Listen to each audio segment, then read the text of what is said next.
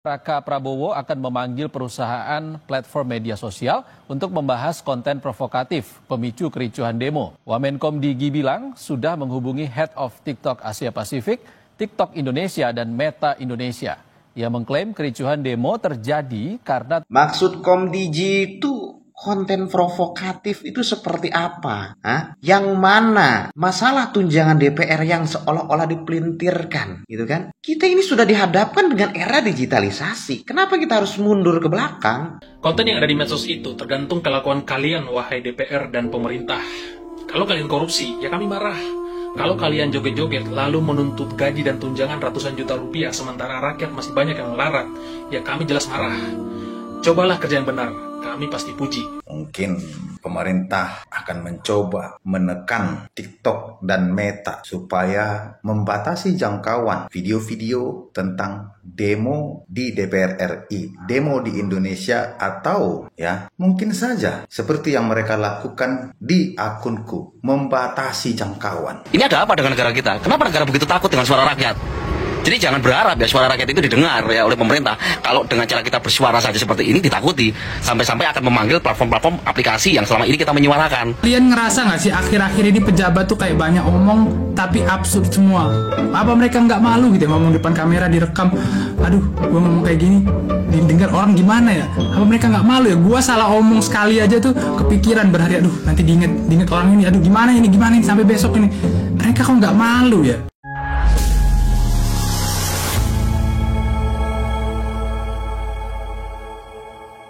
Assalamualaikum warahmatullahi wabarakatuh, saudara-saudaraku sebangsa dan setanah air. Dimanapun kalian berada, semoga kalian selalu dalam kondisi sehat walafiat ya. Berjumpa lagi dengan saya di Gaspol Update. Kami bukanlah buzzer pihak manapun, kami hanya menyajikan keputusan ada di tangan Anda. Teman-teman, ini ada video yang menurut saya cukup menarik ya, yakni kabar yang menurut saya sangat membagongkan. Yaitu rencana pemanggilan pimpinan TikTok dan Meta terkait demo besar tanggal 25 Agustus kemarin ya, dan juga 28 Agustus kemarin yang berakhir ricuh, bahkan juga sampai menyebabkan ya seorang ojol kehilangan nyawa. Ya, jujur saja kami tidak bisa mengakses demo tersebut ya secara leluasa karena memang bisa dikatakan tidak adalah yang menyiarkan secara live gitu ya, dan di media sosial juga sepi-sepi saja. Ternyata ya kan demo tersebut benar-benar besar ya dan berakhir ricuh, bahkan tanggal 28 Agustus kemarin sampai menelan korban jiwa ya, seorang ojol yang ditabrak ya, dilindas ya, digilas oleh mobil rantis Brimob yang bertugas kan seperti itu. Konon ada dua loh korbannya teman-teman ya. Tapi saya nggak tahu. Yang saya tahu cuma satu ya. Tapi ngomong-ngomong ya, kok yang disalahkan TikTok dan Meta gitu loh ya, alias Facebook gitu ya, FB. Kok nggak sadar diri gitu loh. Seharusnya kan kalian sadar diri gitu ya, itu memperbaiki diri, memperbaiki internal pemerintahan dan cara berkomunikasi kepada masyarakat ya kan. Jangan songong, mentang-mentang kalian pejabat ngomong seenak udelnya. Ingat loh, Bupati Pati di demo oleh ratusan ribu rakyat Pati itu karena nantang. Jadi kalian harus menyadari demo itu dilakukan sebagai sebuah bentuk respon ya, sebuah reaksi atas aksi yang kalian lakukan. Seharusnya sadar diri dulu ya, bukan malah mencari kambing putih. Nah, bagaimanakah videonya dan bagaimanakah respon netizen? Mari kita tonton bersama, kemudian mari kita komentari bersama di bagian akhir video. Ini dia. Raka Prabowo akan memanggil perusahaan platform media sosial untuk membahas konten provokatif pemicu kericuhan demo. Wamenkom Digi bilang sudah menghubungi Head of TikTok Asia Pasifik, TikTok Indonesia dan Meta Indonesia. Ia mengklaim kericuhan demo terjadi karena Maksud Komdigi itu konten provokatif itu seperti apa? Yang mana masalah tunjangan DPR yang seolah-olah dipelintirkan, gitu kan? Kita ini sudah dihadapkan dengan era digitalisasi. Kenapa kita harus mundur ke belakang? Masyarakat itu sudah mengetahui informasi mana yang memang tepat dan realita gitu. Sekarang misalkan itu dipelintirkan seolah-olah bahwasanya DPR naik tunjangannya begitu besar gitu kan. Memang selama ini tunjangan DPR kecil. Memang selama ini gaji DPR setara dengan guru honorer. Apakah memang begitu? Enggak kan? Realisasinya dan faktanya tunjangan DPR itu memang tinggi. Tidak perlu dipelintirkan pun memang tinggi. Dan sekarang suara rakyat hari ini ada yang ingin membubarkan DPR. Itu adalah bentuk demokrasi yang kita jalankan. Ya, karena itu hak konstitusionalnya seseorang untuk bersuara. Ketika rakyat ada yang bersuara seperti itu, tiba-tiba Ahmad Syahroni dengan sadarnya mengatakan bahwasanya orang yang ingin membubarkan DPR itu adalah orang yang TOL. Bayangkan. Tiap bulan mereka menerima insentif dari jerit keringat rakyat masyarakat Indonesia. Tapi kalimat seperti itu dikeluarkan oleh wakil rakyat. Apakah ini pantas dikonsumsi? Wakil kita? Saya kira mereka bukan wakil kita. Tapi gak tahu wakil siapa. Ya, oke? Siapa yang bisa menjawab? Mereka bukan wakil kita, tapi nggak tahu wakilnya siapa. Pemerintah berencana memanggil Meta dan juga TikTok ya. Ini sebetulnya berita sudah agak lama, beberapa hari lalu, yaitu ketika Komdigi merespon atau menyikapi hasil demo gitu ya. Fakta terkait demo yang terjadi tanggal 25 Agustus ya. Dan kemungkinan besar pihak Meta dan juga TikTok belum sempat dipanggil oleh pemerintah ya. Sudah terjadi demo lagi tanggal 28 dan menelan korban jiwa. Waduh, ini sangat kami sayangkan sekali dan kami mengecam tindakan yang dilakukan oleh aparat ya yang sangat represif sekali. Kan seperti itu ya. Lanjut. Ada apa lagi nih? Komdigi panggil TikTok dan Meta untuk bahas konten provokatif imbas demo di DPR. Gini ya, konten yang ada di medsos itu tergantung kelakuan kalian, wahai DPR dan pemerintah. Kalau kalian korupsi, ya kami marah. Kalau kalian joget-joget lalu menuntut gaji dan tunjangan ratusan juta rupiah sementara rakyat masih banyak yang melarat, ya kami jelas marah. Cobalah kerja yang benar, kami pasti puji. Misalnya berantas judi online, kami pasti apresiasi di media sosial. Maka jangan risih dengan kritik. Kami mengkritik karena kami cinta dengan negara ini. Tapi kami benci dengan pejabat yang korup. Kami benci dengan pejabat yang nantangin rakyatnya. Kami benci dengan pejabat yang suka hura-hura. Ngomong-ngomong, situs judi online masih banyak ya beredar. Masih. Tuh, urusin ya. Ya, saya sependapat ya. Semula ini ngomongkan Jubrol ya. Wah, pada saat baru dilantik itu si mantan jurnalis, sama juga saya juga mantan jurnalis, cuma beda nasib aja ya kan. Ya kan, begitu dilantik sebagai menteri apa wakil menteri itu ya, lupa saya itulah pokoknya ya. Wah, sekian ratus yang saya tahu ya Jubrol gitu ya, itu langsung diblokir gitu. Lo kok tahu bang? Lo ya, saya melihat banyak sekali netizen yang mengatakan seperti itu gitu ya. Kemudian juga situs-situs ya begitulah, situs-situs dewasa juga sama diblokir. Tapi ya ketika baru dilantik aja gitu. Setelah itu ya kan yang namanya Jubrol ya kan, Itu kan bandarnya kan bukan orang sembarangan. Ketika diblokir satu web, ya dia ganti domain lah. Apa susahnya ganti domain, cuma bayar 100.000, coba bayangin. Aduh, ini gimana ceritanya? Dan itu dibiarin gitu loh. Yang diblokir domain yang lama, yang baru enggak dibiarin. Koclak. Ini sih dugaan saya. Kalau misalnya saya keliru ya silakan dikomentari gitu ya, sebagai sebuah koreksi. Lanjut. Wamen Komdigi soroti ramai konten live risu saat demo DPR itu tidak real. Jadi Wamen Komdigi memanggil bos ya atau memanggil petinggi TikTok dan Meta yang ada di Indonesia.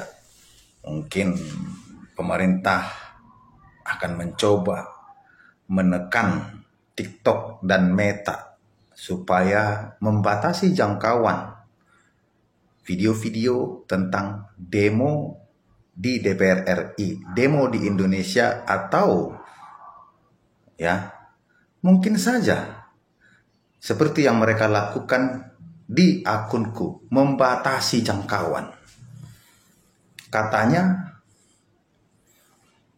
para konten-konten di TikTok memprovokasi, menyebabkan pemecah belah. Padahal yang keroknya ada di pemerintah dan DPR. Ya kan? Rakyat tidak mungkin mau membuang waktu hanya untuk datang ke gerbang DPR untuk hal-hal yang tidak menguntungkan rakyat, hal-hal yang sia-sia. Rakyat mengambil risiko, anak STM, anak SMA, mahasiswa, buruh, atau orang-orang yang merasakan betapa sakitnya yang kita rasakan di pemerintahan saat ini dan sebelumnya. Nih ya, ini dia Wamen Komdigi Angga Prabowo. Jadi dia mengatakan di TikTok itu berita-beritanya hoax sehingga menyebabkan perpecahan.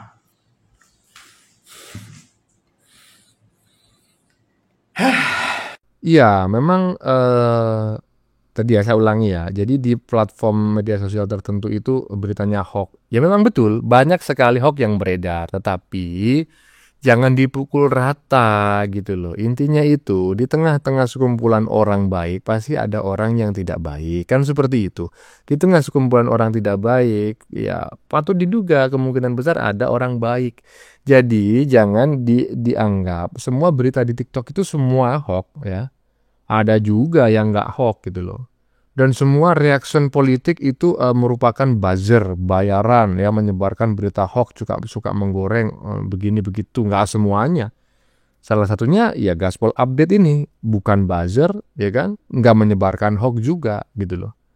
Nah termasuk ibaratnya ya berita kemarin ya, demo tanggal 28 ya, seorang peserta demo, peserta aksi yang merupakan ojol ya, berbaju hijau ya kan, berjaket hijau, meninggal dunia karena digilas. Nah itu kan tersebar rame tuh di TikTok, di YouTube ya, di platform lain. Apakah itu juga dianggap sebagai hoax? Kan enggak, jangan semuanya dianggap hoax lah. Lanjut.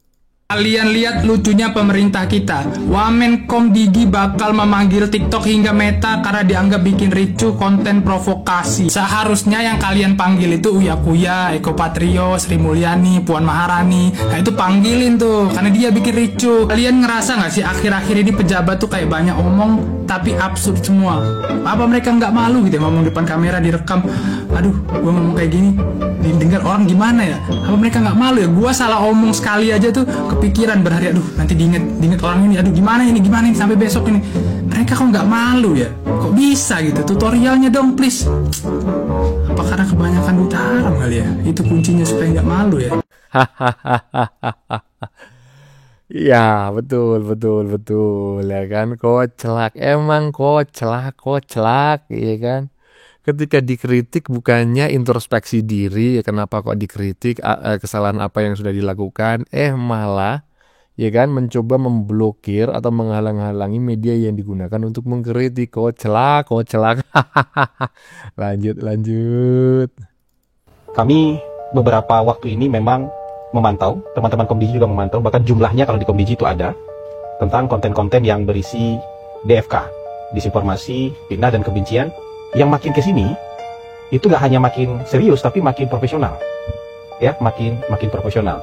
Dan ini bisa saja tidak hanya membuat kegaduhan tapi juga meresahkan, bisa memecah belah bangsa, bahkan bisa menghambat pembangunan kita. Kebencian kayak gini kan ditumpuk terus menerus.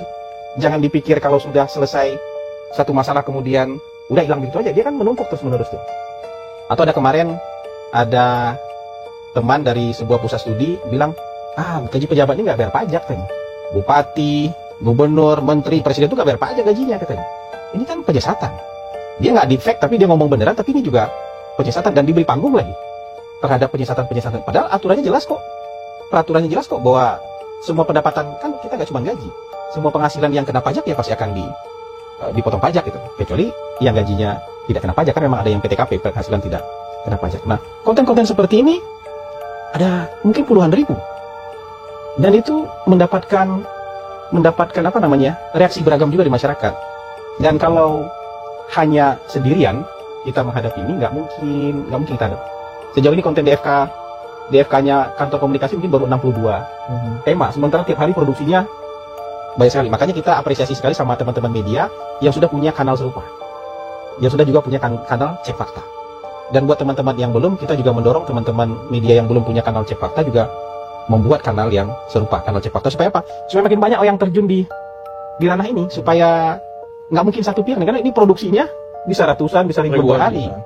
Dan kalau hanya satu pihak, dua pihak saja yang mengcounter ini nggak akan cukup waktunya lah. Di huruf 6 namanya KJR. KJR itu dalam bahasa Inggris knee jerk reaction.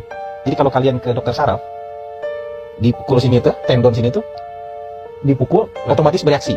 Nggak lewat sini, nggak lewat otak, dia otomatis bereaksi. Jadi banyak di kita itu ketika ada konten lewat, kita nggak mikir, nggak cek ulang, nggak lihat-lihat lagi berita yang sebenarnya, langsung bereaksi. Lihat satu konten langsung bereaksi. Kayak orang diet, tapi dietnya nggak pas ini. Kalau diet makanan oke lah, saya kayaknya perlu diet makanan nih. Mas Wamen juga perlu diet makanan. Tapi diet berita, diet informasi. Jadi yang dilihat cuma videonya aja, tanpa dilihat sumbernya kredibel apa enggak. Yang dilihat judulnya saja, nggak dibaca beritanya, diet. Jadi yang dimakan judulnya aja, beritanya nggak dimakan gitu. Kadang-kadang judul kan juga kadang-kadang dipoles sedemikian rupa supaya menarik kan gitu. Jadi, nah itu keperhatian kita. Nah, Pak, sebagai insan jurnalis kan kita juga harus mengecek segala sesuatunya by fakta, bukan hanya sekedar viral. Jangan sesuatu yang viral terus kita FOMO gitu, ikut-ikut beritain sebelum kita mencek kebenarannya. Ini habis minum obat apa ya kok macam kayak gini ya? Orang ini padahal kemarin-kemarin waduh kenceng kali gitu loh, ya kan, sebagai seorang yang pernah, ya katakanlah orangnya Jokowi gitu ya. Kemudian omongan-omongannya seolah-olah ya pro rakyat, kok sekarang macam kayak gini omongannya. Ya kita harus menyadari gitu loh. Sekali lagi, nggak semua berita itu benar, pasti ada hoax. Tetapi jangan dipukul rata bahwa semua media sosial yang menyiarkan live itu hoax.